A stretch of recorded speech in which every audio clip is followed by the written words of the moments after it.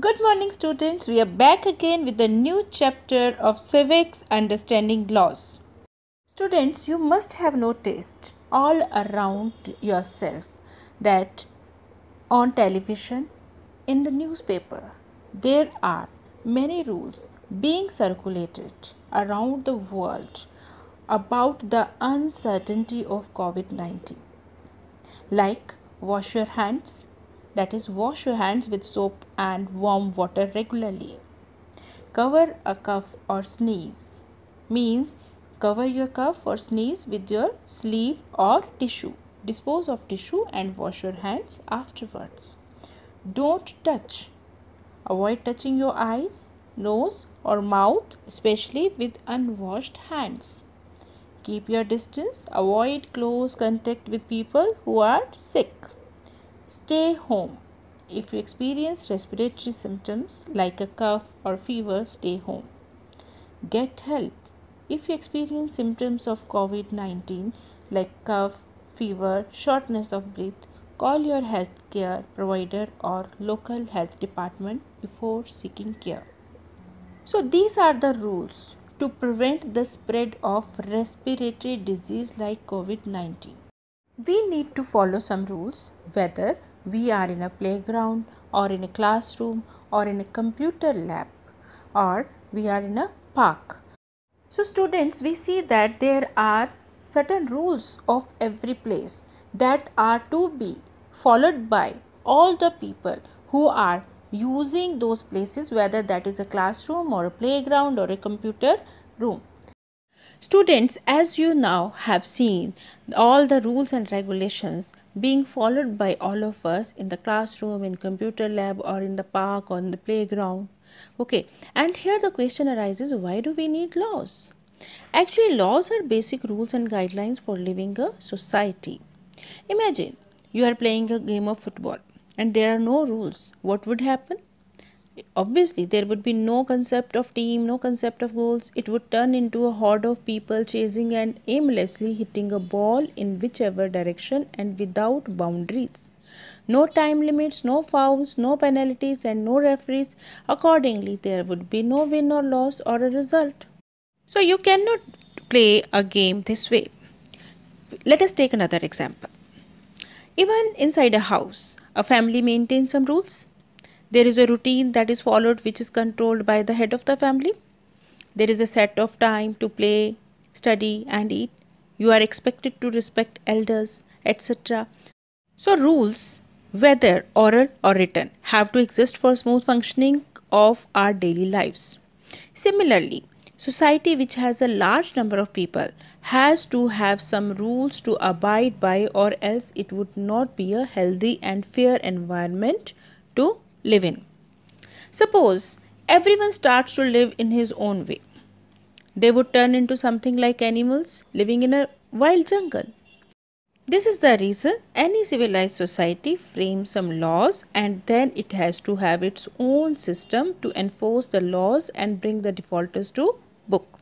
Once the society frames the laws, they should be applicable to all irrespective of caste, creed, economic or political parts. So it is very much clear to all of us, why do we need laws? 1. To establish rule of conduct. Second, to establish the system of enforcement. Third one is to protect the rights and freedom of the people.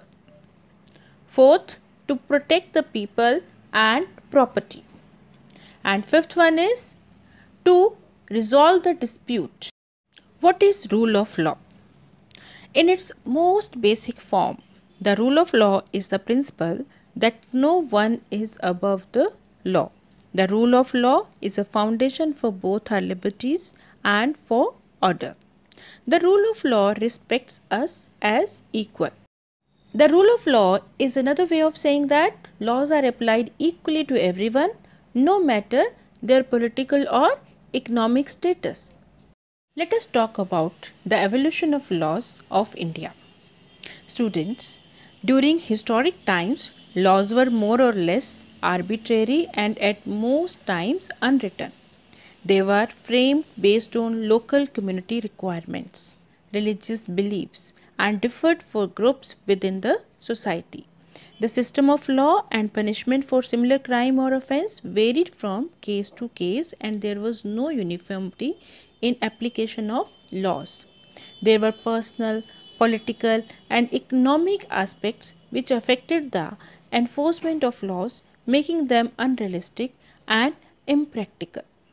The Indian society was plagued by the evil and corrupt practices of caste system. This affected the fair adjudication of laws, as mostly the upper and influential classes were favored. Even women rarely got justice, as the society looked down upon the rights of equality towards women and considered them as inferior to menfolk. During the Mughal Empire, there were many rulers who dictated the law as per their personal whims and fancies. Law enforcement was ad hoc and arbitrary. During the British rule over India in 18th and 19th centuries, the laws were framed by the British colonial rulers as per their political and economic interest. They believed in the principle of divide and rule and needed to enforce their hegemony over the Indian people. That's why they had made the laws like the Sedition Act of 1870 and the Rowlatt Act of 1990 with the purpose of arresting any person without trial. The doctrine of lapse, passed by Lord Dalhousie, was aimed at expanding the British territories in India. Britishers also imposed laws to charge taxes on salt, that was a basic necessity for human food. Collectively, all these laws have led to the struggle for independence, where people wanted to have laws for their society which were for their interest and not for the British emperors. Many Indians now started joining the legal profession. Some of them rose to the ranks of the judges and they began to defend the legal rights of the Indians. Thus, because of the rise of Indian nationalist leaders and the legal professionals, the laws in India evolved in a systematic manner. The Indian government framed the Constitution of India after the independence. While making the Constitution of India, they did take into account the various cultural, communal, and social systems to make the laws as practical as possible, with the basic framework of ensuring the rule of law or equal before the law. Students, you know that sometimes laws have to be changed with time and as the society develops. The social order changes with time. You can imagine the situation 50 years before there were no cars, no mobile phones. As the time went by, technology has completely changed the situation, and today the traffic density is very high and the Indian economy is one of the biggest market for mobile phones in the world. So, new laws and rules have to evolve to make the usage of road space and communication systems. That's why the legal system has to be dynamic and change the laws as per the changing environment and the ground situations. The Indian Parliament has enacted many new laws and amended some others to suit the needs of the populace. In the case of emergency, sometimes it is needed to update the old laws, and sometimes it is needed to interpret the laws and to clarifying the law and reapplying established principle of statute law, and political reasons are there to create the new law.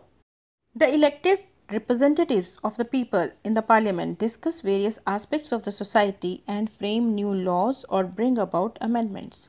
These are passed by the parliament and enacted by the orders of the president. There are many situations where the attention of the parliamentarians is drawn by the population through media, public agitations, social activists, and such organizations and groups who pile up support to seek amendments to existing laws or for framing new laws. But whatever may be the means of drawing the attention of the government towards the cause of discomfort faced by a section of the population, the ultimate power to enact laws rests with the parliament and through it with the president. Law can be made by the parliament in three situations: where a new law is needed, second, where an old law is to be amended or altered. And third situation is there where financial laws are needed or have to be changed. The Article 97 of the URT Constitution requires that the National Assembly shall exercise its legislative power, that is power to make law, through two processes. One process is by debating process and other one is the by passing bills. Students, here are some examples of some of the laws which have come about in recent past are given below. One example is the Domestic Violence Act 2005. This law was framed to prevent men from abusing women in their homes, as traditionally the women were considered inferior. This was basically a requirement of the society to give women equal rights. The next example we are taking up, that is of Child Labour Act 2006. This law was initially enacted to ensure that children are prevented from being put into difficult and hazardous labor work at a tender age. Poverty was forcing people to send children to work rather than to send them to school to get education and grow up in a healthy environment. Dowry Prohibition Act 1961. This law was enacted as there were large number of cases where young women were being killed after marriage for the greed of dowry. The Dowry Prohibition Act 1961 and the far-reaching amendments which have been made to the act by a number of states during the 70s have not succeeded in containing the evil. Government has been making various efforts to deal with the problem. Dowry Prohibition Act 1961 was further amended to make punishment harsher for those who indulge in this social evil of the society.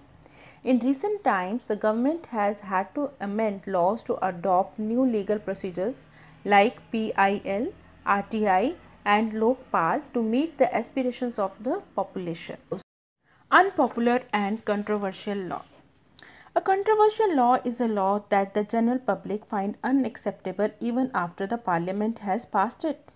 Such a law arouses controversy as the people may feel that although the law is constitutional, that is in conformity with the constitution, the idea behind it is unfair and harmful to a particular section of society.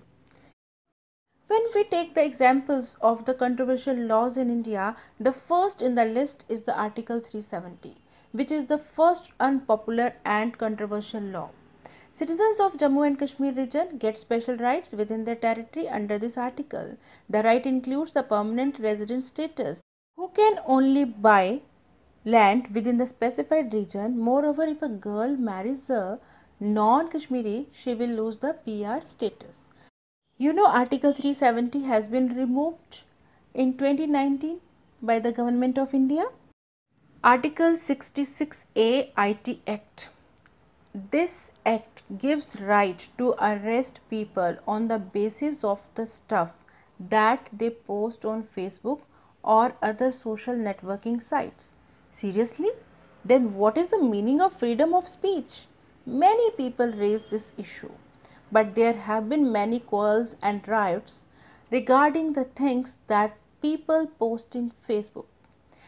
Freedom of speech doesn't mean to force your thinking on others. Moreover, police cannot decide whether the posted stuff is disturbing or not. If we talk about the most misused, unpopular and controversial laws in India of the country, then it is Section 498A. Under this act, any woman can file a complaint against his husband for dowry case. There won't be any proof with the husband that he did not ask for any kind of dowry. The judge will see the woman's tears and will punish the husband and in-laws, which is very unfair. Are guys born for suffering in this country, or the law thinks that females are always right? I think they forgot the concept of crocodile's tears that we learned in childhood. We can see regularly the examples of misuse of Article 498A in newspaper and in daily news on the television. So let us summarize what we have learned today. Students, we need to understand that laws are made for the people and to ensure that the people live in a conducive environment of social order. People who are affected by the law have the right to be a part in framing the law, or else the whole system would become anarchical. People have to be vigilant of their rights. If they feel their rights are being infringed, they can approach the legal fraternity for recourse. Thank you so much, students. Have a good day.